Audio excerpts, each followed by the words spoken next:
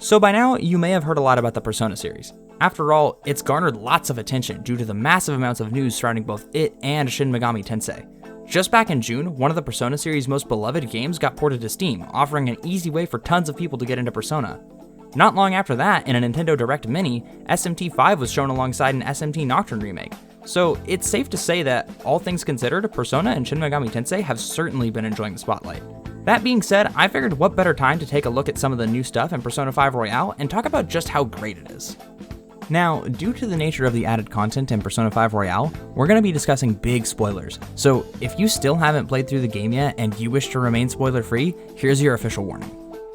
Some of the most notable additions to Royale were the two new characters, Dr. Maruki and Kasumi Yoshizawa, and the massive rework done to Akechi's character.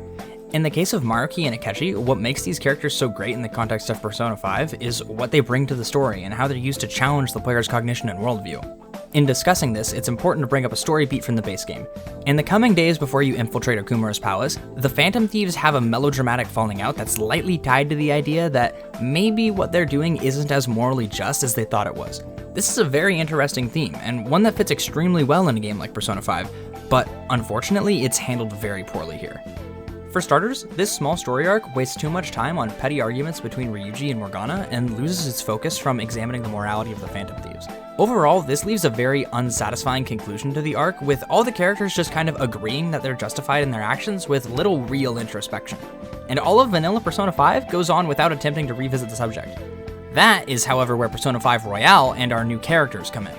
Dr. Maruki and Goro Akechi are integral characters, not just to the narrative, but to fixing the botched introspection arc during Okumura's palace as well. Where previously the questioning of the Phantom Thieves' morals was a sideshow playing second fiddle to petty arguments, in the third semester, the actions of the Phantom Thieves and their ethics are on full display, and the game makes the player look at them critically. The game forces the player to think about their actions by showing them the perfect world that Maruki made for their friends.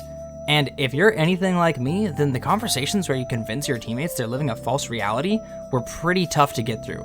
As Joker, the player has to go through each one of his friends and convince them that the perfect, happy life they're living isn't real, and that they should reject it in favor of the real life they worked so hard to cultivate. For characters like Haru, Makoto, and Futaba, this means letting go of loved ones who were brought back to life by Maruki. These conversations can be pretty painful, and because of that, it makes the player doubt themselves and question whether or not it's worth it to continue down this path. After all, if everyone can have a happy life, who are you to stop them? All of this is great, but it gets even more interesting when Dr. Maruki and Akechi are added into the mix directly. Throughout the third semester, Maruki continues to question your choices, and when combined with the difficult conversations you have with your confidants, it can begin to make you question your own actions as well. This flip of the script on the Phantom Thieves is very well handled, and it's due in part to the excellent way they set up Maruki in the main story. Maruki over the course of the game seems to be a great ally, teaching you new techniques to use in the metaverse, and shares in your goal of making the world a better place. So it's very easy to be drawn in by him and view him as basically another member of the gang. However, that close relationship is exactly what makes it so poignant when he's the one who tells you what you're doing is wrong. All the trust and admiration you had for this character is used against you, and it works, but there's actually more to it than just that. At this point, you may be thinking, if Maruki can supply everyone with a perfect life, why not let him? What harm is there in taking the easy way out and settling for a life of pleasure, albeit devoid of free will? To answer that, look no further than the detective prince, Akechi. Akechi in Royale has been completely reworked and now serves a much more interesting function to the narrative. Once you've hit the third semester, Akechi is back from the dead and hanging out with Joker and the Phantom Thieves, and it's here that the player learns that he was created by Maruki for Joker, in much the same way that Wakaba was brought back to life for Futaba. Despite this fact, Akechi urges the player to fight back against Maruki, even if it spells certain death for himself. This is absolute genius for his character, and exactly the direction they need to take him in. In the third semester, Akechi receives no real redemption arc, and instead he leans hard into his psychotic nature. Akechi is just as evil here as he ever was, but that's what makes him fun as a teammate. But I digress. Anyways, Akechi stands in direct opposition to Maruki and puts forward that to live a life devoid of hardship and growth is no life at all. This is integral to the themes on display in the third semester. To accept Maruki's reality would be to turn your back on all the work you've put into the game thus far, and undermine the value of any happiness you've gotten by taking away the agency you had over it. To put this thought into a real-world context, let's take a look at an example I'm sure many of you have experienced. When you were younger, have you ever discovered a way to cheat in a game that made the gameplay loop so easy that it took basically no effort? If so, how did you feel when winning those encounters? If you're like me, the answer is not too great. It doesn't take but more than one level to realize, yeah, you can beat it easier and faster if you accept help from the cheat codes, but in doing so, you undermine any accomplishment and meaning you may have gotten from playing the game normally.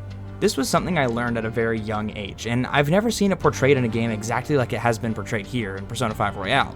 This lesson on challenge and hardship is used to combat the self-doubt put into the player's head by Maruki and steal the player's resolve. This whole arc works so well because it doesn't point at the things you did and say they were bad, but rather it gives that question to the player and forces you to make your own judgment on your own actions and the kind of life you want to live. Should you so choose, it is entirely possible to give your lives over to Maruki and live in his perfect world. But I would imagine not many choose to do so. The game is specifically crafted in such a way that it gently leads the player towards the morally satisfying conclusion. And that subtle, nuanced design is exactly what makes the final act of Persona 5 Royale so rock solid. Persona 5 is a fantastic game that anyone who plays games should experience. The added content in Royale elevates the game to a whole nother level of greatness that's difficult to challenge. So if you've made it this far into the video and you somehow still haven't given it a fair shot, I implore you to give it a playthrough and see what you can take out of it. There's so many layers to the story that I didn't have time to cover, but honestly, they're best experienced firsthand. And if you liked what you saw, make sure to stick around. I hope to put out more similar videos analyzing my favorite games and anime. So I guess all I have left to say is thanks for watching.